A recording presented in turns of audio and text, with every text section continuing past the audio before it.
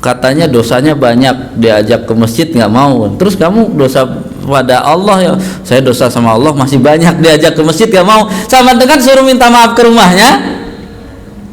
Gimana minta maaf dari sana, pas di jalan terus minta maaf ya datang aja. Kan bahasa paling gampang ya, paling gampang kalau bahasa pertemanan mau minta maaf pasti disuruh apa?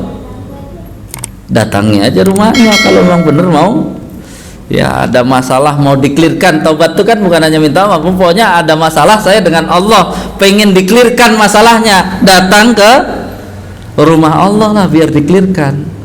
Masa mengandalkan ketemu dia apa di jalan terus, nggak bebas. Jadi kalau mau bebas datang ke rumah Allah. Maka nih ya saya setuju masjid kita ya, kalau tiba-tiba malam ada orang merasa dosa kepada Allah mau ya menyelesaikan masalah sama Allah datang ke masjid malam-malam, ya biarin aja. Makanya kita setuju buka aja 24 jam kan. Kenapa? Ya itu kan kita nggak tahu nanti yang tobat apa yang tobat jam berapa gitu ya, dia malu kumpul sama orang, ya biarkan saja. Tapi sambil tadi bapak berdakwahnya obrolin, kamu punya dosa nggak sama Allah? Nah kalau mau dosa sama Allah, kamu mau tobat itu datangi rumah Allah. Masa kamu ada urusan masalah sama Allah nggak pernah datang ke, biasanya nggak selesai pak masalahnya kalau yang nggak datang ke rumahnya, itu masih terlalu banyak ganjalan gitu ya. Kan kalau sudah datang ke rumahnya ini kan biasanya akan apa, buka-bukaan sampai apa selesai ya. Jadi ya, perpaduan di sini karena yang dibicarakan ayat tadi adalah kita harus beriman seperti berimannya ya, ajaran Islam itu menuntun keimanan, maka kita fungsikan terus prosesnya. Karena kita beriman seperti itu seolah-olah Allah akan memberi celupan kepada iman kita, maka yang harus kita siapkan tadi, kenapa saya hubungkan dengan surat An-Nur, yang harus kita siapkan adalah apa? Warna kita dinetralkan biar celupannya efektif. Warna kita dinetralkan ya. Karena itu ya, dalam belajar agama Islam itu kita harus ya setahap demi setahap, pelan-pelan. Yang penting ya, apa yang kita tidak tahu atau belum tahu ya jangan pura-pura tahu. Bahasa kerennya sok tahu. Sok tahu itu kan sama dengan pura-pura tahu padahal tidak tahu gitu ya. Bahasa kerennya sok tahu. Ya, sok tahu itu kan orang yang pura-pura tahu padahal tuh ya nggak tahu gitu ya, tapi pura-pura tahu biar dia anggap orang dia tahu kan. Makanya indah nanti beragama ini, indah, tidak perlu banyak apa tabrak sana tabrak sini, karena agak fokus bahwa ya yang kita harapkan ya, yang kita harapkan itu cahaya Allahnya itu sudah terang, yang kita harapkan menyinari. Kalau belum menyinari itu dua tadi, mungkin warna ya kita belum digosok gitu, masih pakai warna ya. Makanya kan sering di kita itu Islam kurang berjalan kalau di tempat itu gitu ya terlalu dominan, misalnya adat yang apa terlalu dominan, itu agak susah dicelup. Itu namanya kan apa, mempertahankan ya warnanya. Kalau yang boleh oleh ulama kenapa? Kalau ya adatnya itu tidak menentang syariat ya, dan tidak buang-buang waktu, tenaga, pikiran, enggak terlalu masalah. Itulah yang disebut al-adah muhakkamah itu ya, adat itu bisa seperti hukum ya. Contoh di lingkungan kita misalnya jam ya, yang kalau ada pergaulan ya, atau jam 10 malam bertamu itu masih boleh asal jangan bersuara yang apa keras. Itu kan kalau apa hukum agamanya nggak ada. Itu adat saja, tapi kan itu adat baik, jadi nggak ada apa, nggak ada masalah. Nanti jam 12 harus pulang kalau bukan mahramnya gitu ya. Itu adat-adat yang baik gitu. Ini kan contoh bahwa apa, jangan segala sesuatu ya tidak semua adat ditabrak, tidak semuanya, tapi apa? Kita harus bisa memilah-milah ya. Mana yang ya sinergi dengan tadi ya proses pembersihan hati kita dan cahaya kita, dan mana yang tidak.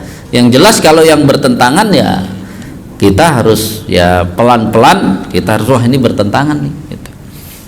Nah, jamaah sekalian rahimakumullah, maka kurang 3 lagi kita akan sampai pada juz 1. Namun di poin ini itu total gitu ya, untuk beriman kepada Allah itu perpaduan yang pertama tadi bersihnya hati, kemudian ya semangat kita untuk belajar ilmu, dan ya hubungan kita dengan Al-Quran. Itu kalau kita lihat apa proses biar mempermudah hal-hal yang menghalangi cahaya Allah tersebut.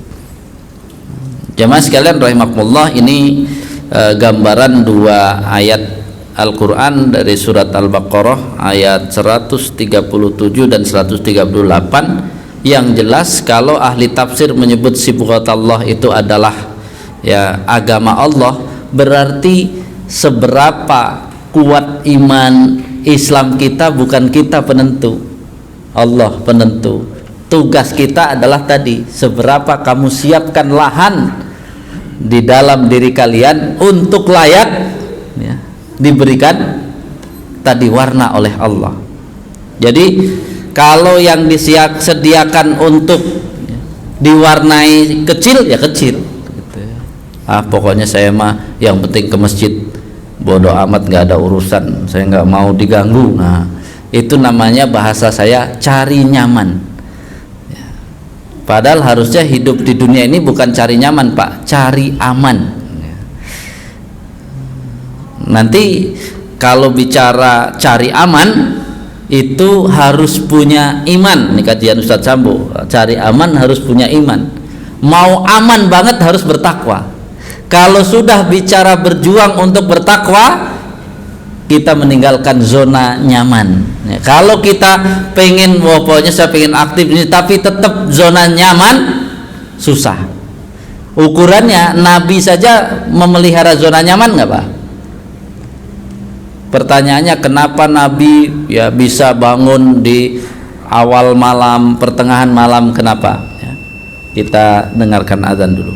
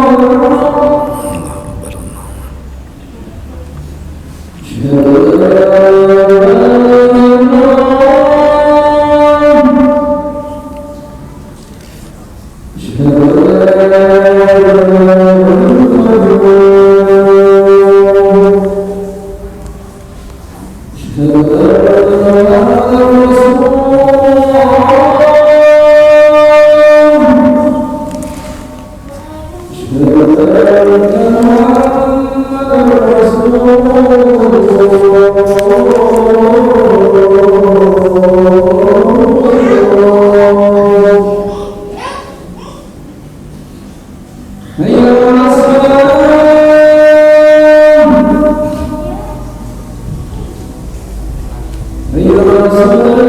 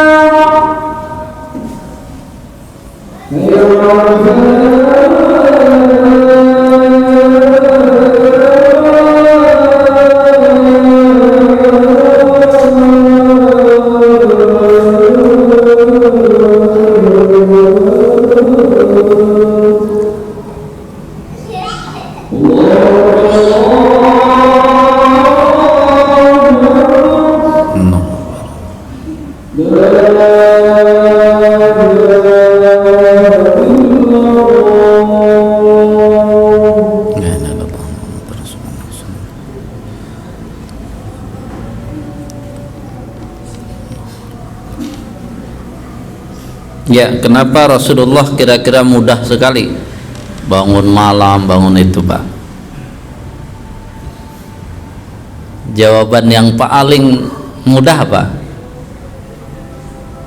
Karena tidurnya tidak nyaman gitu ya. Kan Rasulullah tidurnya ditikar, kemudian bantalnya.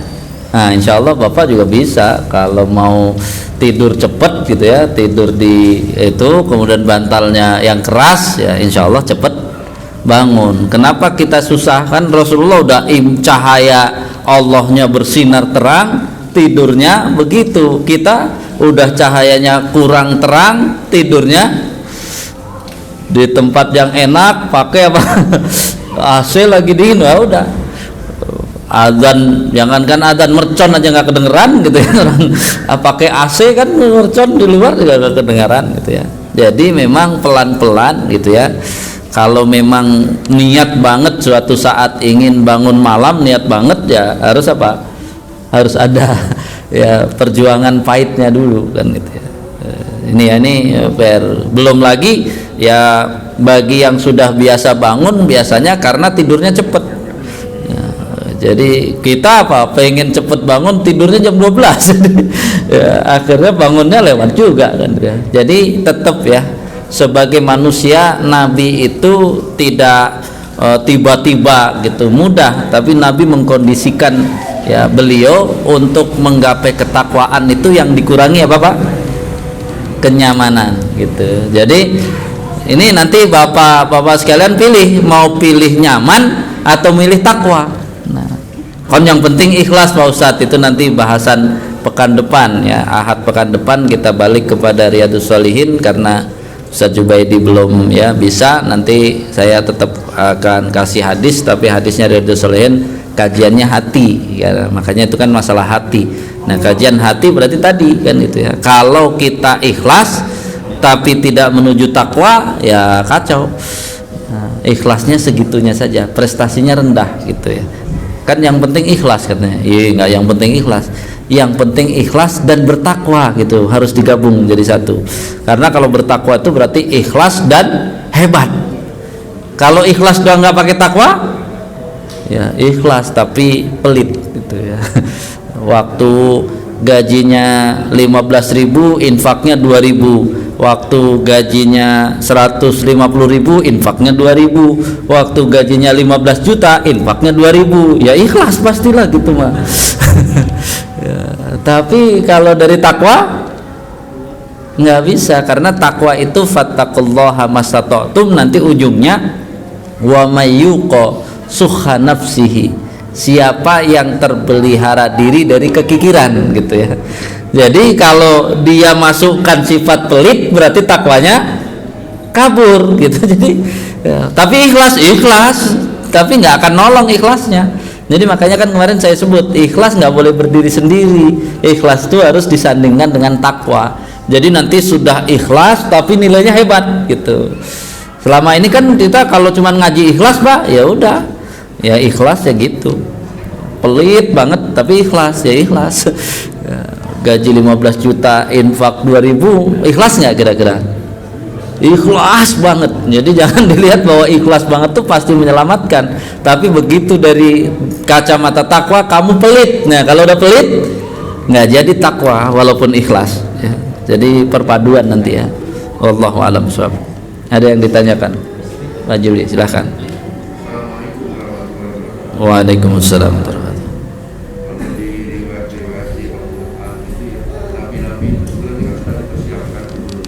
Ya.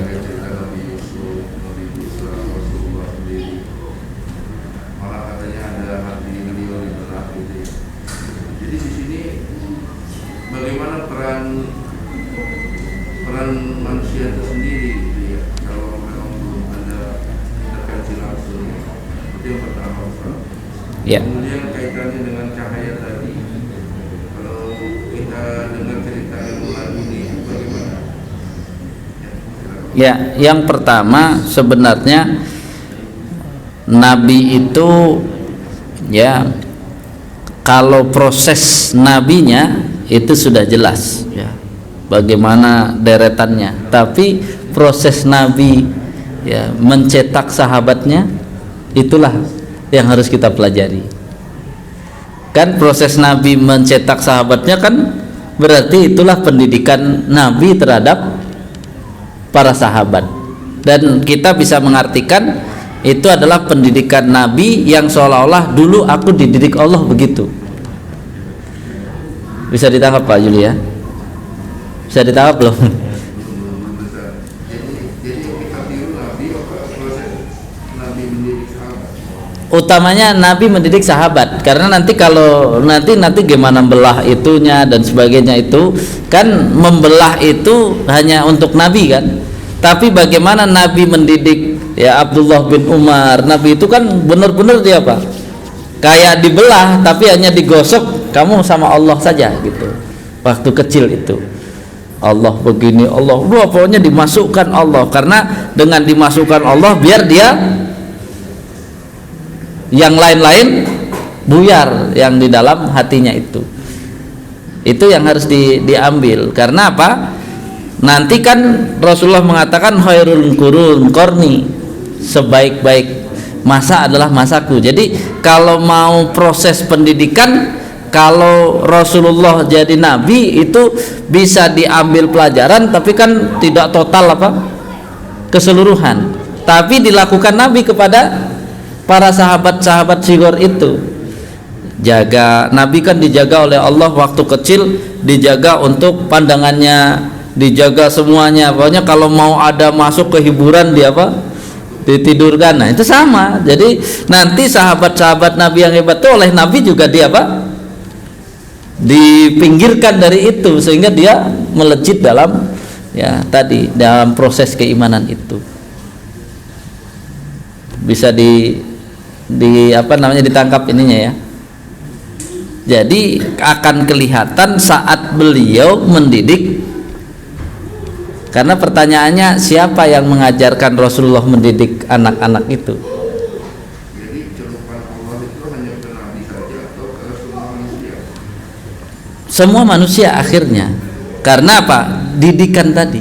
Makanya hadis ini adalah nanti hadis masuk dalam tafsir Tarbawi. Kalau Nabi kan sudah dipersiapkan, kalau manusia biasa kayak kita kan nggak dipersiapkan. Yang mensiapkan kan orang tua. Makanya tugas orang tua kan apa? Mendidik. Makanya proses saat ini itu bagaimana kita belajar, bagaimana Nabi mendidik anak kecil, kita mendidik anak kita, itu pelajarannya kan ke sana. Karena begitu nggak ada Nabi, para sahabat ternyata bisa juga mendidik tabiin.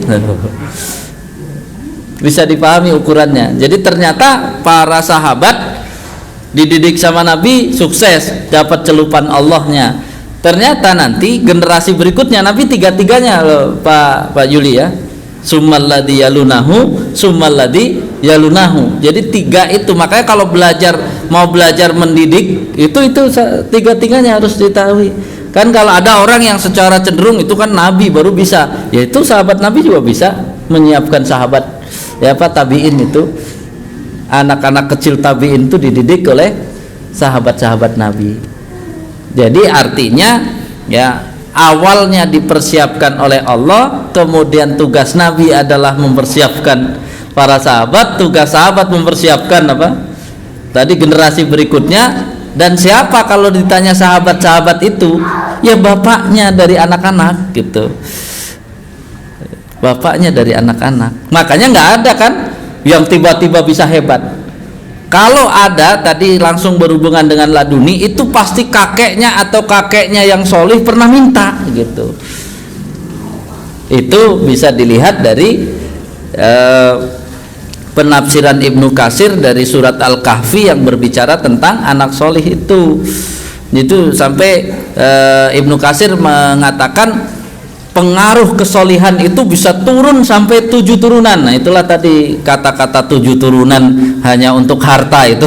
Padahal asalnya 7 turunan istilahnya untuk kesolihan itu bisa berpengaruh ke anak Pak Yuli, turun lagi ke cucunya, cicit, terus ke sana sampai 7.